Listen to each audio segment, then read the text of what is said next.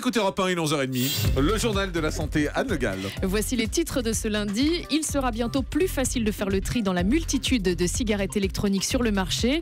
On va peut-être attendre moins longtemps pour obtenir un rendez-vous chez l'ophtalmo. Et puis, nos aliments sont beaucoup moins riches en vitamines qu'il y a 50 ans. Bientôt une norme pour encadrer les cigarettes électroniques. 1,5 million de Français sont adeptes de cette cigarette sans tabac. Pour mieux les informer et faire le tri entre les milliers de produits qui ont inondé le marché ces dernières années, une norme AFNOR sera publiée le mois prochain. Mélanie Gomez nous en révèle les grandes lignes. Il y a tout un volet sécurité dans cette norme. Par exemple, pour la composition du liquide que l'on met dans la cigarette. Demain, il y aura une liste de produits interdits, explique l'ophtalmologue Bertrand Dotzenberg, qui a présidé cette commission AFNOR. Il y a des produits qui sont suspects, qui sont réputés cancérogènes, mutagènes, reprotoxiques, on ne peut pas les mettre. S'il y a un tout petit peu d'alcool, on est obligé de marquer le degré d'alcool.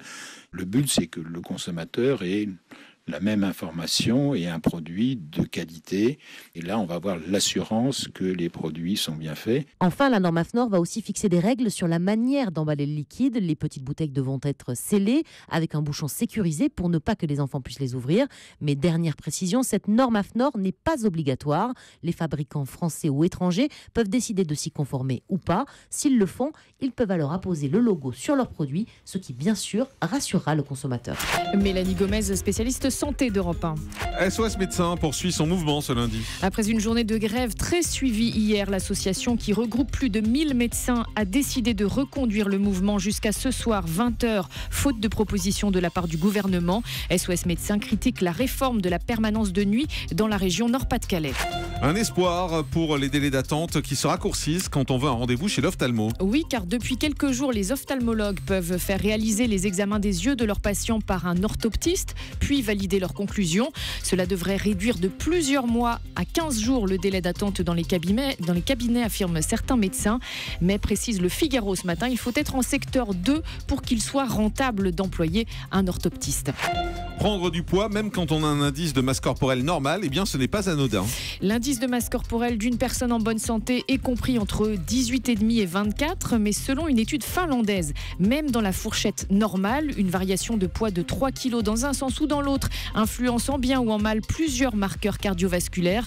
Conclusion de cette étude, à côté de l'IMC, c'est aussi l'évolution du taux de masse grasse qu'il faut surveiller et faire baisser éventuellement avec un peu d'exercice. Nos aliments sont beaucoup moins riches en vitamines qu'il y a 50 ans. Et oui, avant il y avait les fruits et les légumes de saison et maintenant on trouve de tout le temps. Conséquence, une étude américaine révèle que nos aliments ont beaucoup moins d'apports en vitamines A, B, C, D qu'avant.